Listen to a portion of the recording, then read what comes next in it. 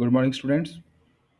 पिछले वीडियो में दो वीडियो में मैं आपको सीमा शुल्क संबंधित मुख्य परिभाषाएं बता चुका हूं, जिसमें द्वितीय वीडियो में मैंने सीमा शुल्क स्टेशन, सीमा शुल्क योग्य माल अथवा शुल्क, माल के संबंध में प्रविष्टि,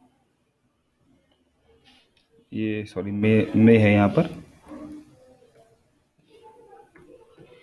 माल के संबंध में प्रविष्टि, निर्यात माल, निर्यात करता विदेश जाने वाले माल, इस पर हमने फोकस किया था। अब इसी क्रम में हम आगे लेंगे। तो ये देखिए आपको क्या बता रहे हैं, ये आपको बता रहा है कि आयात क्या होता है। जैसे हमने निर्यात के बारे में देखा था, कई बार आयात के बारे में भी आपसे टिप्पणियां पूछ लेता है, तो आयात करता है, इनके बारे में भी अच्छे से देखेंगे। तो आयात क्या है? आयात से आशय भारत के बाहर से किसी स्थान से भारत में माल लाने से, इसमें कोई भी माल अथवा भारत के बाहर से किसी स्थान से भारत में लाया जाता है तो आयात माल कहलाएगा। ऐसा माल कमर्शियल हो अथवा किसी अन्य उपयोग के लिए हो, उससे कोई फर्क नहीं पड़ेगा। एक होता है आयात माल सूची अथवा आयात प्रतिवेदन। एक होता है अपने पास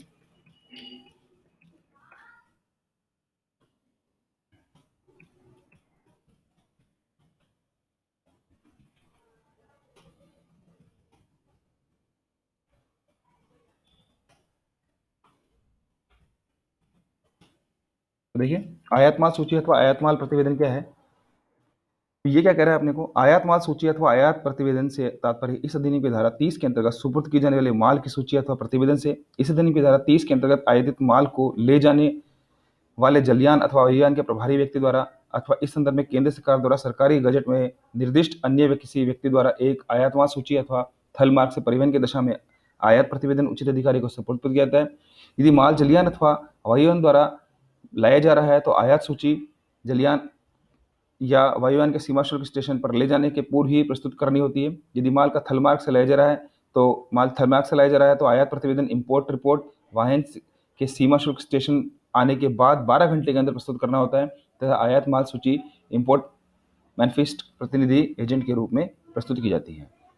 तो है एक थ्योरेटिकल कॉन्सेप्ट। इसी में आप देखेंगे ये मोस्ट जो आप देख रहे हैं, आयातित माल क्या होता है। तो आयातित माल देखिए, आयातित माल से तात्पर्य ऐसे माल से जो भारत के बाहर से भारत में ही लाया गया हो, परंतु इसमें ऐसा माल सम्मिलित नहीं चाहिए जिसकी घरेलू उपयोग के लिए निकासी हो चुकी है। उपरोक्त परिभाषा से स्पष्ट है कि भारत की जल सीमा में प्रवेश करते ही कोई माल आयातित माल कहने लगता है। उस समय तक आयातित माल बना रहता है जब तक वह सीमा शुल्क अवरोध पार नहीं कर जाता, अर्थात जो माल सीमा शुल्क अवरोध कस्टम बैरियर्स पर है तथा जो गोदाम में रख दिया जाता है वह आयातित माल है, परंतु यदि घरेलू उपयोग के लिए सीमा शुल्क अवरोध से बाहर निकल जाता है तो वह आयातित माल नहीं है। तो ये बहुत मोस्ट इंपॉर्टेंट है, आयातित माल आपको देखना है और करना है। एक अपने पास है आयातकर्ता। तो आयातकर्ता कौन है? जिसने माल मंगाया। देखिए आयातकर्ता से आशय उस व्यक्ति से जो माल के आयात तथा माल की घरेलू निकासी के बीच किसी भी इसमें उसका मालिक रहा हो अथवा अपने मालिक आपको मालिक प्रदर्शित करता हो। अब बात करते हैं, बार बार देख रहे हैं भारत की सीमा शुल्क क्या है, कह रहे हैं हम जलीय सीमा पार कर देंगे, जलीय सीमा। तो ये थोड़ा सा इसके बारे में भी हम देख लेते हैं एक बारी। तो इसको भी ढंग से देखना है आपको, हालांकि इतना है नहीं पर लेकिन फिर भी अपने को पता रहना चाहिए। भारतीय सीमा शुल्क सागर क्षेत्र,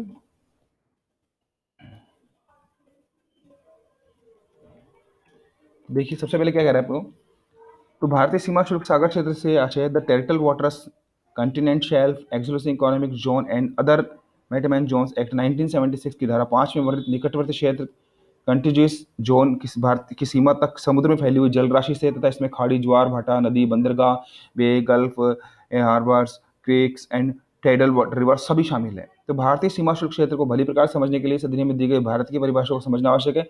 इस अधिनियम की धारा 227 के अनुसार भारत में सामुद्रिक जल क्षेत्र टाइडल वाटर भी भारत की जल सीमा, जो भारत का जलीय क्षेत्र है टाइडल वाटर, वो भी शामिल है।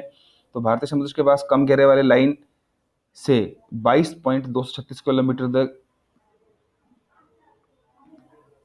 कम गहरे जल की लाइन से लो वाटर लाइन से 22.236 किलोमीटर 22.236 किलोमीटर की दूरी तक भारत का सामुद्रिक जल क्षेत्र फैला हुआ है।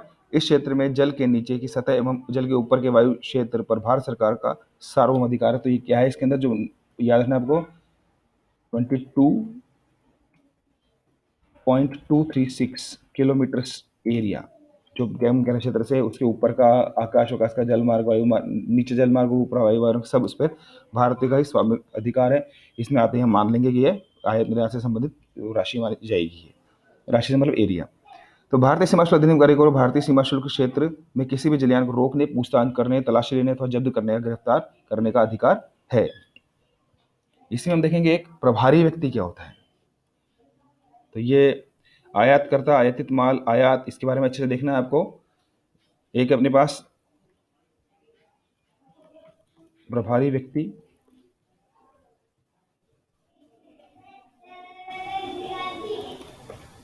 तो प्रभारी व्यक्ति देखिए, प्रभारी व्यक्ति से आश्रय नियम से जलयान के संबंध में जल का जो मास्टरयान है, हवाई जहाज के संबंध में हवाई जहाज का कमांडर अथवा वायुयान का प्रभारी पायलट, रेलगाड़ी के संबंध में रेलगाड़ी का कंडक्टर, गार्ड या गाड़ी का मुख्य निर्देशन करने वाला अन्य व्यक्ति, अन्य किसी वाहन के संबंध में वाहन चालक अथवा अन्य प्रभारी व्यक्ति। तो सीमा शुल्क अधिनियम 1962 के द्वारा वाहन के प्रभारी व्यक्ति पर प्रतिक्रिया संबंधी आवश्यकताओं को पूरा करने का उत्तरदायित्व डाला जाता है।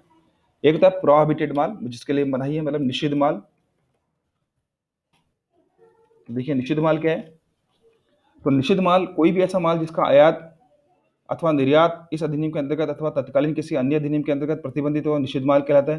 परंतु इसमें ऐसा माल सम्मिलित नहीं है जिसके लिए ऐसी शर्तें जो आयात अथवा निर्यात किए जाने की अनुमति प्रदान करने के लिए पूरी की जानी चाहिए। एक है स्टोर्स अथवा यान सामग्री, जिसे हम स्टोर्स कहते हैं। तो एक अपने पास आएगा स्टोर्स अथवा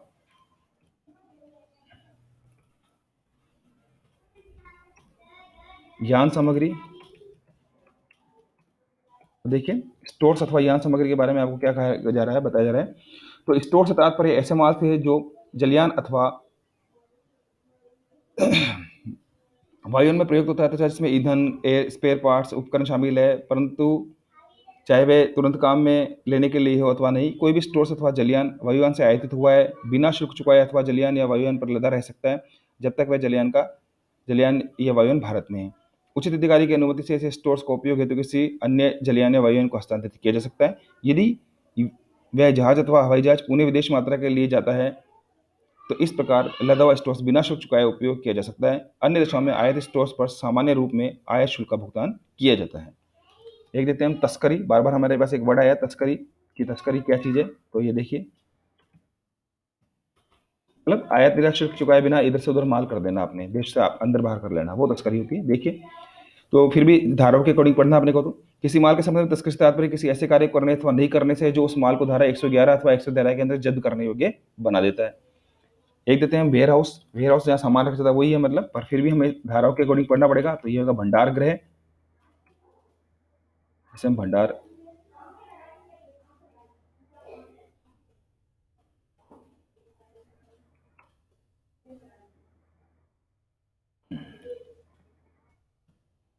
गृह अथवा गोदाम।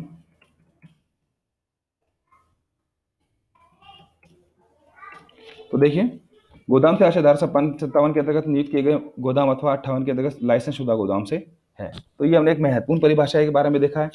तो इसको आप में देखना है, जो भी चैप्टर आपको मिलेगा, जो कोई सी भी बुक आप लोगे उसमें सीमा शुल्क के बारे में जब आप पहला चैप्टर देखोगे जहाँ आपको बेसिक परिभाषा के बारे में या उसके परिचय के बारे में कहा जाएगा, तो ये वीडियो आपके लिए बहुत ही सारे जो अब तक बनाए हैं इससे पहले के, वो सारे आपके लिए बहुत ही यूजफुल होंगे। तो इन वीडियो को देखने से पहले आप एक बार बुक देखें, या इनको देखने के बाद पर्टिकुलर टॉपिक आप एक बार बुक में जरूर देखें, आपको जरूर समझ में आएगा। कोई भी प्रॉब्लम है उसके लिए मैं हूँ हमेशा अवेलेबल।